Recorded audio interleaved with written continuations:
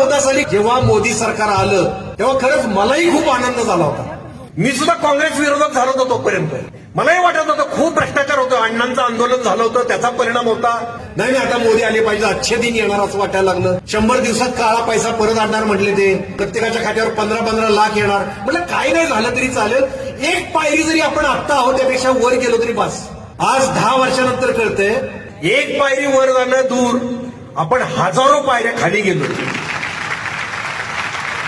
स्वातंत्र्यानंतरच्या सगळ्यात भयानक परिस्थितीत आपण आहोत. अत्यंत नीच घृणास्पद राजकारण चाललंय. तुमच्या खिशातला पैसा रोज लुटतायत ते. शेतकऱ्याला सांगतात तुमच्या खात्यात 2000 टाकले, आपण खुश व्हायचं? भिकारी आहे का आपण? अरे आपलाच पैसा आहे तो. आपल्याला युरिया आपल्या खतं मिळत होती 2014 साली 400-450 ला एक पोतं मिळायचं. एमआरपी होती 499 रुपये. आज तेच पोतं 1250 ला मिळतंय.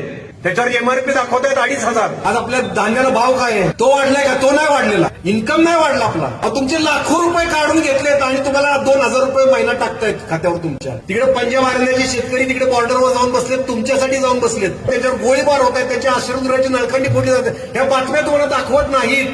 मणिपूरच्या बातम्या तुम्हाला दाखवलेल्या नाहीत. आपल्या भगिनींना निर्वस्त्र करून फिरवले. महिला सबलीकरणाचं सगळ्यात मोठं उदाहरण कुठलं तर महिला कुस्ती खेळायला लागल्या, पुरुषांच्या बरोबरीत उभ्या राहिल्या. त्या कुस्तीगीर महिला रस्त्यावर आल्या, आमचं लैंगिक शोषण होतंय, त्यांना न्याय मिळाला नाही आणि छत्रपती शिवाजी महाराजांची बरोबरी करता येते. लायकी आहे का यांची?